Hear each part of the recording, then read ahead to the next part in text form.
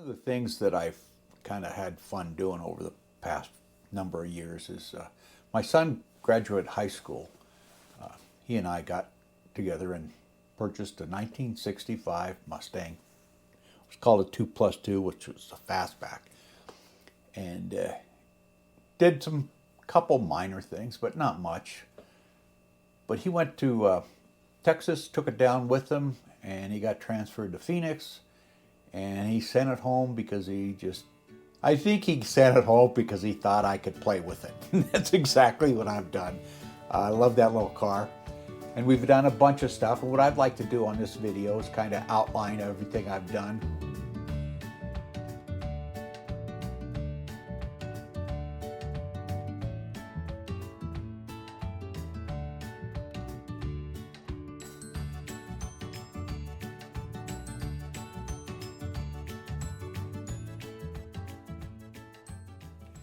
Didn't have videos because I just only had a phone and couldn't figure out how to do it.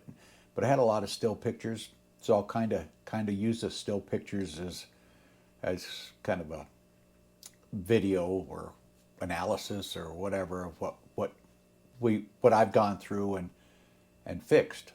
So I think we'll start with one of the first things that I ever did for him, and that was when he was in Texas. He took the car out and he called me and he says, water's gushing all over. Well, anyway, we tracked it down to the heater core was bad. And I told him what to do and he just bypassed it because in Texas, very rarely do you need a heater in the summer. And when it came back, it still had no heater core. So I have a bunch of pictures of the heater core, how I cleaned it out, what I put in. I installed the heater core, and there was a couple of things. There was a switch on it, electrical switch for, and I'm not even sure what that was for. But replaced that, replaced the motor, cleaned it all out, replaced the core, got new heater hoses, and well, let's go out and look at it, and I'll kind of show you what we did. Let's jump in the little Mustang and kind of see what the improvements we've done. Not the easiest thing to get in. One of the first things we did, the glove compartment. This is cardboard insert, and with the damages to the water heater, or to the heater core, they got soaked and kind of fell apart. The light wasn't working, but I got the light also working now. Put it in an LED bulb. You can see all the brightness underneath. That's a LED bulbs too.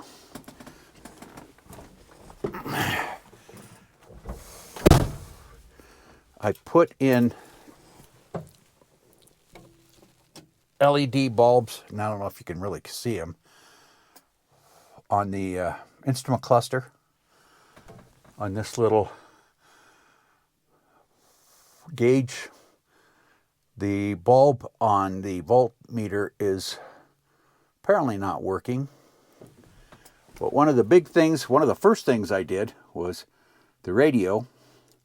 I put in a radio, updated it to it's a stereo, and got all this stuff in it. Let me see if I can get the key in there.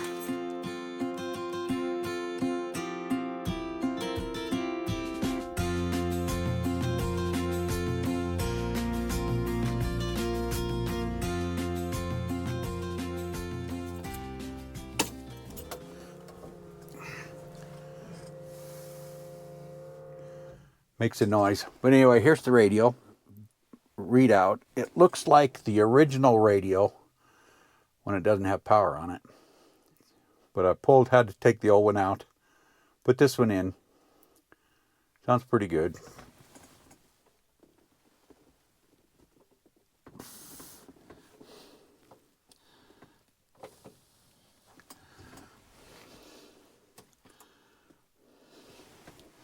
One thing, and I'm going to turn these lights off now so it'll kill the battery. One thing about this car, it used to be a hard.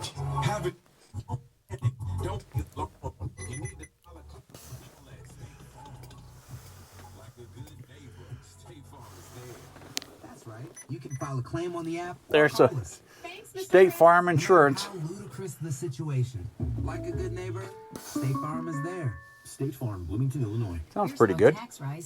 Also put I got the letter from the IRS saying that put the $9,000 maybe I shut this off. Taxes and get into compliance. Goodbye. It's hard to turn off. But I put the speakers in the kick panel. Those new replacement plus the kick panels are new. Put the tachometer in there, but I did that a long time ago. Actually put up a backup camera.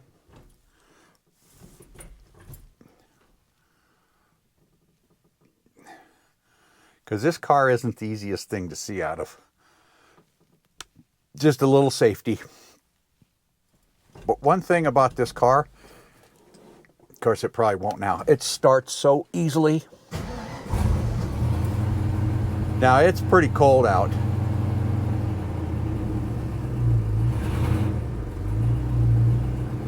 Pretty cold out, but it cracks right up. It tickles. Stop. So the heater, you can see, I hope the light doesn't, all that, I took that all out, cleaned it all up, put a new resistor in there that's for the heater controls, and put the new core in there. This is the part I took out. Here's a vent, manual vent, which I've never used it. It's a heater switch, and I'm not sure exactly what it's all about. But anyway, replace that. You can't see what the slide. There we go. Well, now I can't see it.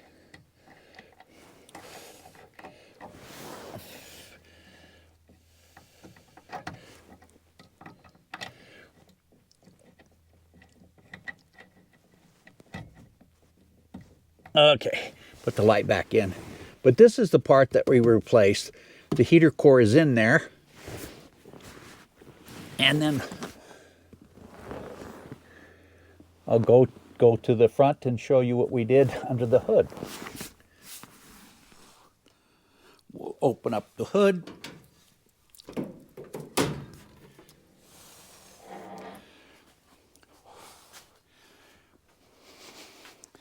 Here are the hoses that we replaced, the fan that we replaced, and that's actually all we did under here at this time.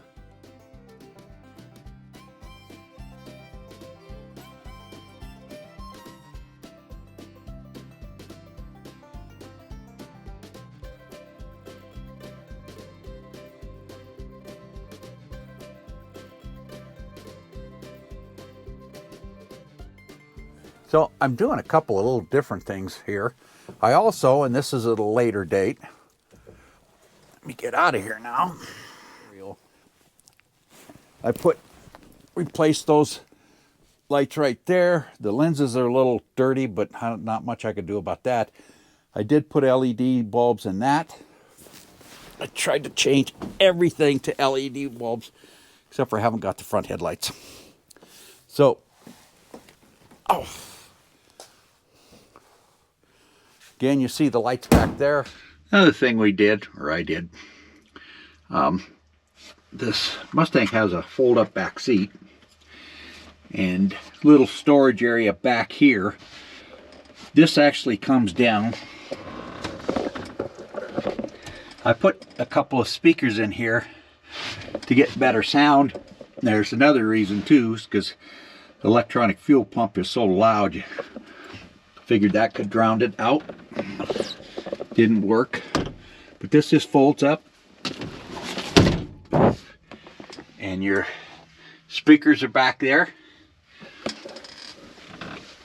This seat is for kids. It's pretty small. But again, I got all the lights working. I replaced them with all LEDs. You can see there. I've got LEDs on the instrumentation. These were the old speakers I had. It was just kind of a box speakers that would just sit there. And then I had the instrumentation that I took down or took apart so I could put all LED lights in. Lights, I got one of those that's burnt out, doesn't work. One thing I got to do is we're going to replace this switch, and I want to replace the ignition switch. When you got a car that's this old, sometimes the electrical stuff wears out.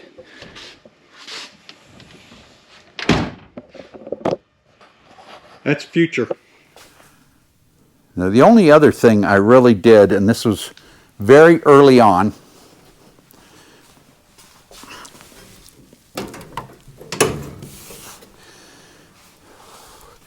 is underneath this, and I don't want to take the cap off, but I put electronic ignition. Let me get a screwdriver because you can't see it. But I replaced the points and condenser with this little dealy bob, and it's electronic. You don't have to worry about adjusting the points. I actually moved the coil over there and got a high output coil too. A bunch of this wiring is done, something I install later, but this is one thing I did very early, so I wouldn't have to worry about setting points and a condenser.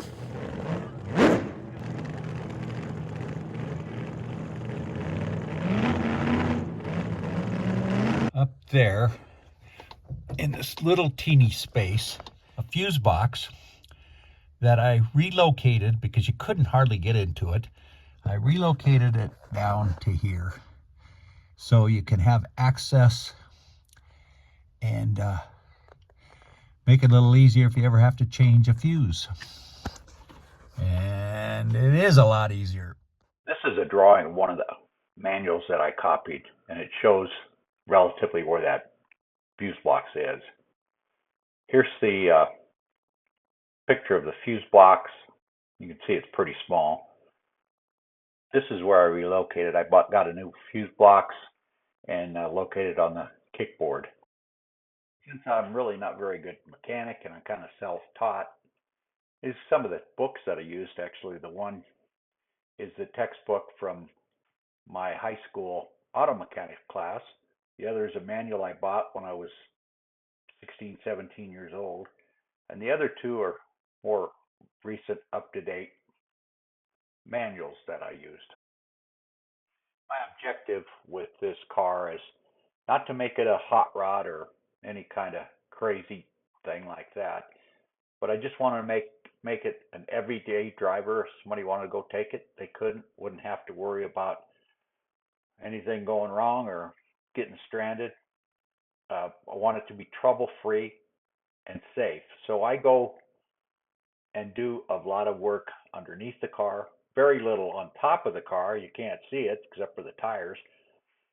But I'm going to make a series on this, and we'll just do as we can do and run through one system at a time. And I hope you enjoy it.